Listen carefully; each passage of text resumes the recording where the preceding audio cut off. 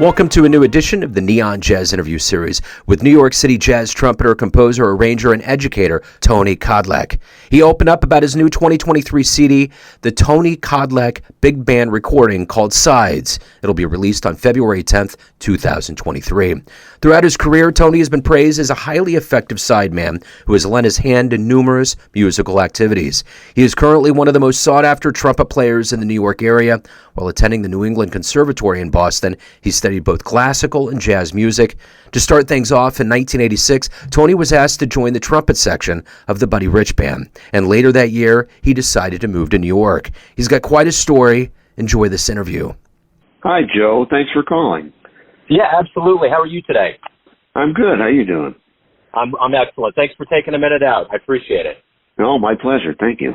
So before we get into your big band album Sides, I want to know first and foremost, we've gone through quite an ordeal, or I should say the jazz community has, with COVID the last couple of years. And I'm curious how you survived that time period, everything shutting down, and how that's changed the way that you approach things now that we're kind of coming out of it.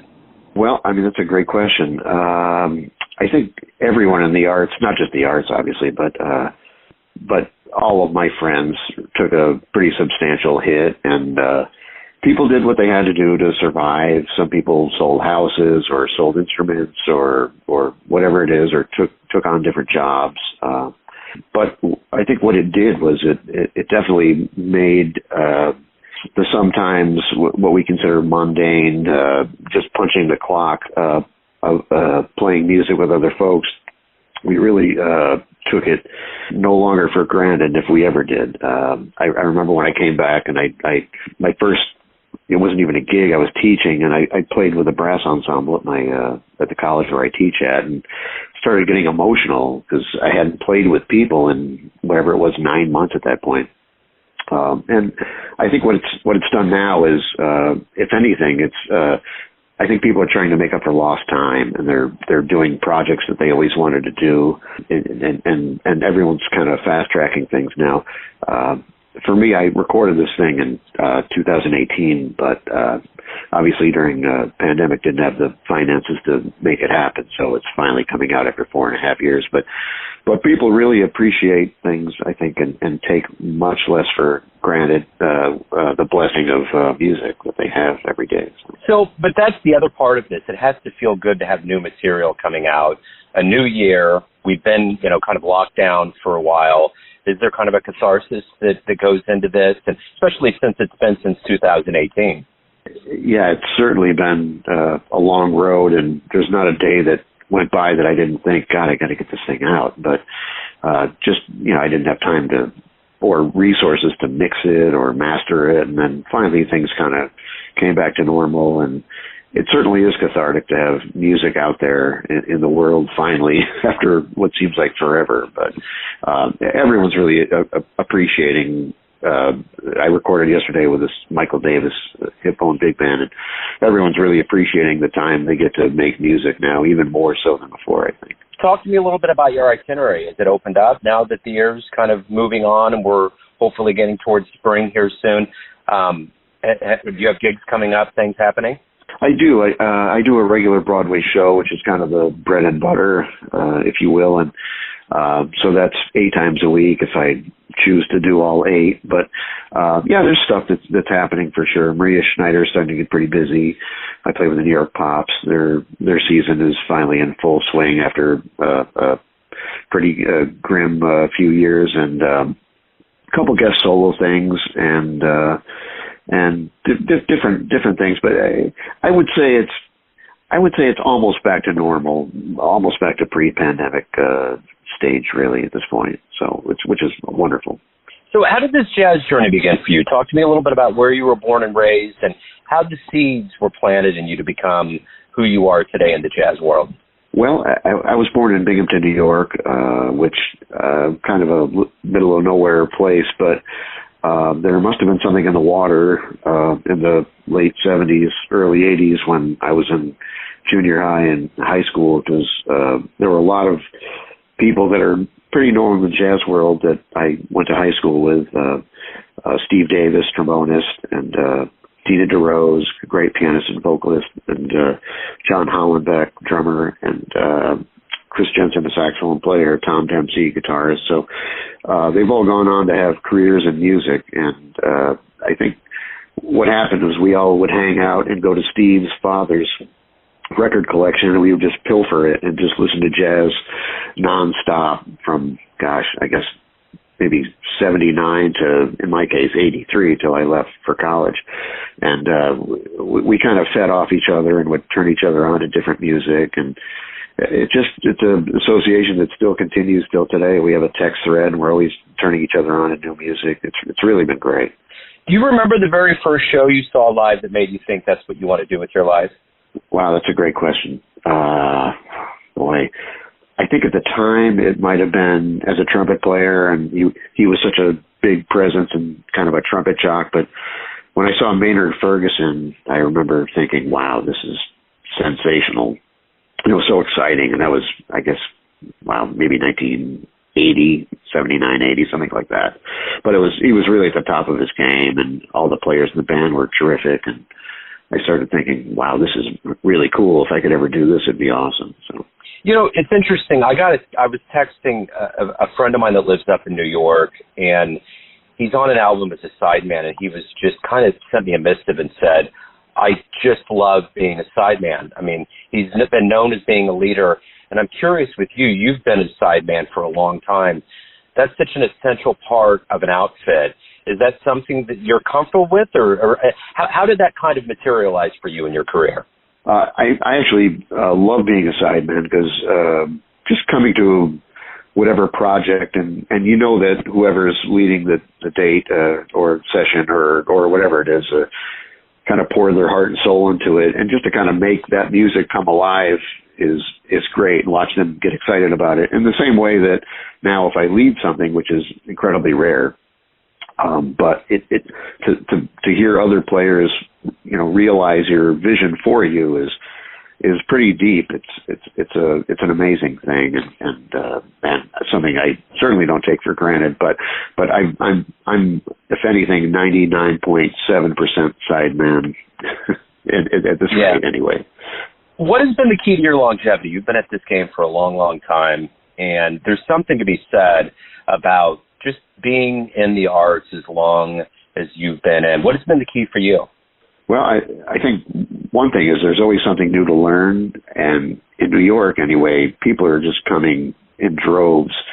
Just when you think you know everyone in town, someone new comes and they blow your socks off, and that's incentive for me to go to the shed and just try to figure out my own thing. And it's always fresh. There's always fresh talent here, and it really keeps you on your toes, and just a love of music. I can't imagine doing anything else. I tell my students that musicians are inherently very intelligent folks, and you could probably do pretty much anything else in life and make more money at it, but we don't get necessarily bonuses at the end of the year like, wow, you sounded really great, here's $10,000. But our bonus comes in the fact that, you get goosebumps on your arm when something is really locked in, or someone's just crushing a solo, and it's a different kind of thing. But you have to really love it. And I can't imagine ever not having music in my life. I don't know what I would do. So why do you love jazz?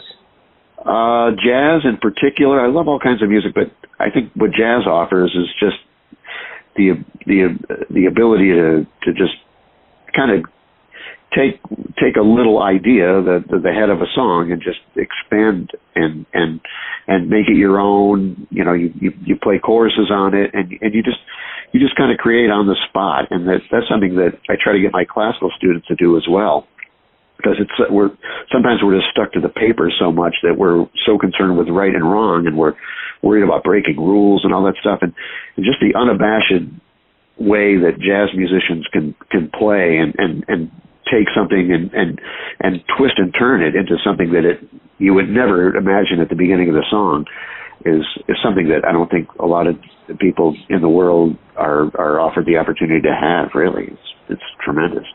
So let's say you have a dream tonight. You run into the younger version of yourself, say in your 20s, and you could give that version of you a piece of advice based on the life you've lived, the choices you've made, the wisdom you've gained. What would you tell your young version? I guess I would say everyone plays great. Just be a nice person. People want to be someone that people want to be around. Be respectful. Take things seriously. Show up on time. Don't take yourself too seriously.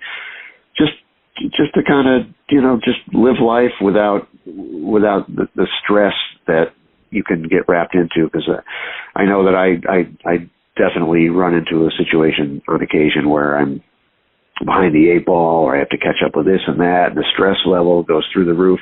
It's not that big a deal, and at the end of the day, I know that. It's hard to realize that when you're in the moment. But I would tell, number one would just be to be a good person, and number two would be just to sit back and enjoy life and not stress about small things. So, Tony, everyone out there has a perception of you, your family, your friends, colleagues, fans, but you live your life. You have a perception of you. Who do you think you are? Well, I think at 58, I'm still figuring that out. Who am I? I don't know. I think I'm just trying to constantly learn. I would say perpetual student, just constantly trying to learn and different things. Jack of all trades, master of none. Really, I want to be good at a lot of different things, or not good. Good is not the proper word. Maybe proficient. And I think that just taking on different things and accepting new challenges all the time is a great way to. I never want to stagnate, I guess, is the bottom line. I just don't want to stagnate, and I don't want to become complacent in any way, because there's so little time and too much to learn in our lives.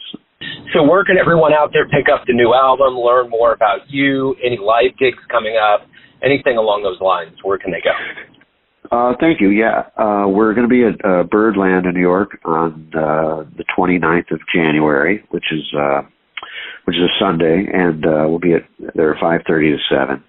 And that's kind of our pre-CD release party, as the record doesn't officially come out till February 10th.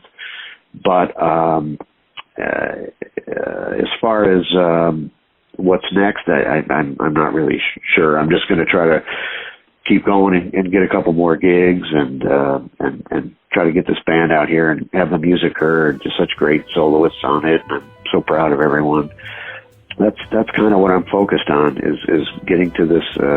Getting the record out and getting this gig happening, and I'm so excited to do it, because I've honestly only led a big band one other time in my life, and that's for my previous record. We had a CD release party, so that's kind of eaten up most of my time now, and I'm excited for it. Perfect, Tony. Hey, thank you, man, for taking some time out. Good luck with the album. Have a great 2023. Thank you, Joe. Likewise, and I appreciate what you do, so thank you. Thanks for listening and tuning in to another Neon Jazz interview, where we give you a bit of insight into the finest players in New York, Kansas City, and spots all over the world, giving fans all that jazz. Thanks to Tony for his time, music, and honesty. If you want to hear more interviews, go to Famous Interviews with Joe Domino on the iTunes Store or Spotify. Visit neonjazz at youtube.com, and for everything Neon Jazz all the time, go to the neonjazz.blogspot.com. Until next time, enjoy the jazz, my friends.